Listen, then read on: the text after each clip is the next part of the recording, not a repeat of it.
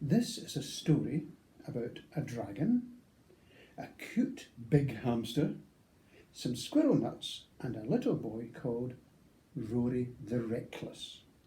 It's a Grampa Joe story for my grandson Rory, and we're going to call it Squirrel Nuts. Once in a place far away, in a time so long ago that even time has forgotten, there was a dragon. Not an ordinary dragon that just breathed smoke and fire and chased villagers.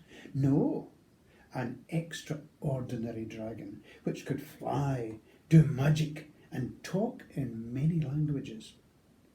Also, it was a bad big dragon, covered in rough red scales, with two of the most terrifying big green eyes that you ever saw, and teeth like a crocodile. I'm beginning to frighten myself now. This big bad dragon guy lived in a cave on a mountain and regularly came down to the village to scare the folk who lived there and pinch their food. He was not nice. And no, he's not going to become nice at the end of this story. His name, if you're interested, was Puff.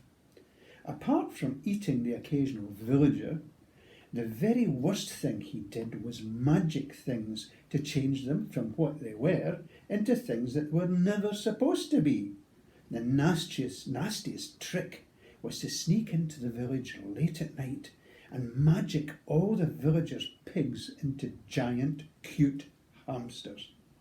This meant that the villagers had no pork chops for their tea or bacon for their rolls. It was really annoying. It was so annoying that the villagers eventually decided that they would have to stop it. So they called a meeting of the village elders. That's the really old, wise folk supposed to be. "We need a volunteer to go and slay the dragon," said the chief. "Hands up all those who are prepared to risk their lives for the village." There was a lot of pushing and shoving among the elders. Old Harry the harmonica got shoved to the front by Jumpy Jock. No,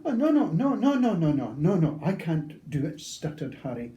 "I've got to play my harmonica at the Ceilidh on Friday, and I might not be back in time.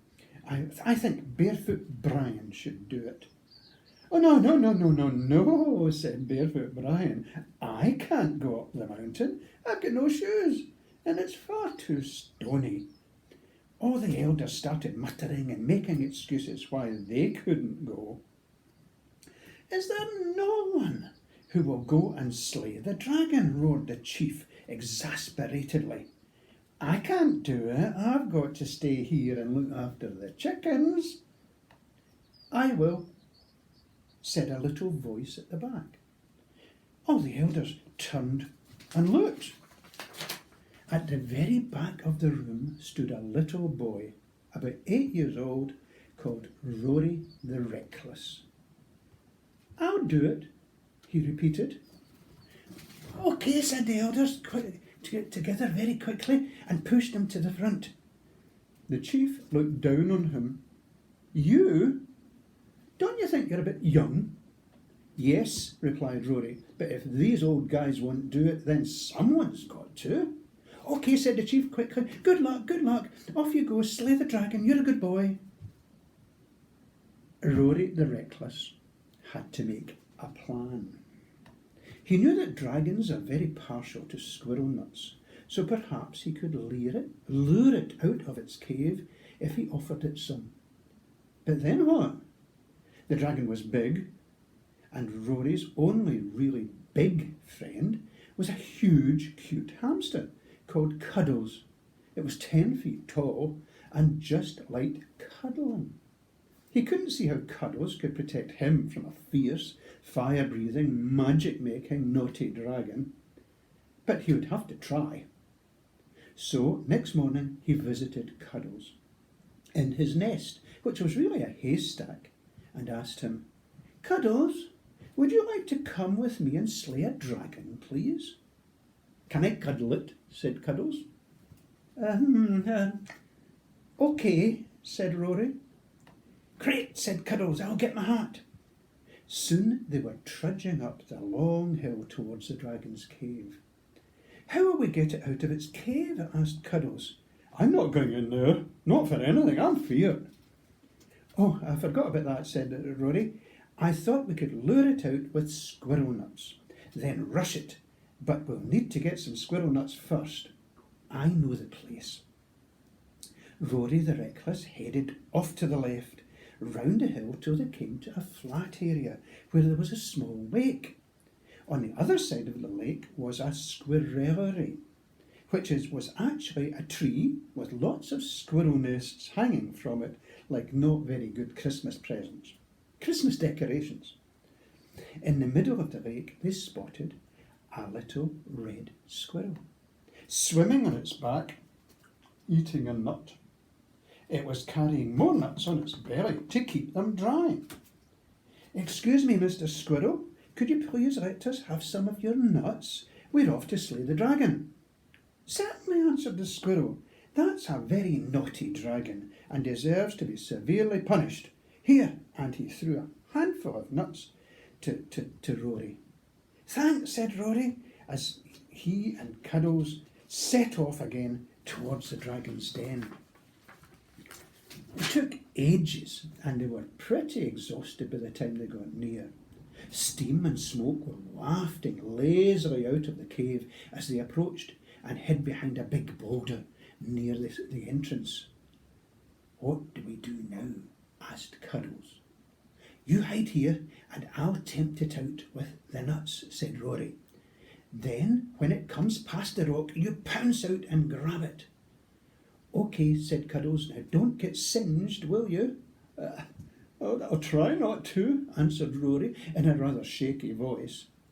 He crept quietly, stealthily, silently towards the cave. Suddenly there was an almighty roar, and a blast of hot air came billowing out of the cave. "Who's making all that noise?" shouted the loudest, boomiest voice Rory had ever heard. "Oops! Sorry, Mr. Dragon," said Rory. "I didn't mean to disturb you. I brought you some squirrel nuts." "Gimme, gimme," replied the dragon in a very menacing way. "Oh dear," said Rory, "I'd like to, but your breath is a bit hot and smelly. I'll just leave them back here," and he dropped them on the ground close to the big rock, then moved quickly backwards. Squirrel nuts," murmured the dragon, and lumbered out of his cave to pick them up. Just as he was bending down, Cuddles pounced and wrapped his big arms tightly round the dragon and cuddled him in a great big cuddle. What? Yelled the dragon. "What's going on? What's going on?" "Oh, that's nice. That's very nice.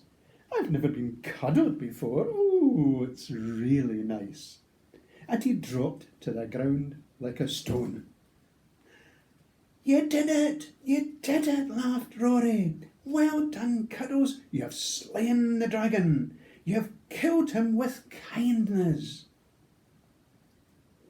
Well, of course, we can't leave the poor old dragon dead, can we? No, that wouldn't be nice. So once he had come round from his swoon, which is like fainting, which he did, he sat up and roared, "I want a cuddle." Cuddles cuddled him. The dragon loved it and promised not to terrorise the village ever again as long as Cuddles would come up and cuddle him once a week from now on. Cuddles was delighted because he had discovered that dragons are really nice and warm to cuddle, which he liked. Puff the dragon set up a stall outside his cave and sold roasted squirrel nuts to the villagers and to people who came from all over the world for them. He could always speak the language. He was magic. Everyone was very happy. Oh, I told you at the beginning that the dragon would not become nice. He didn't. He charged £1.45 for a small bag of roasted squirrel nuts. Now that's a disgrace. It's just not nice. The end.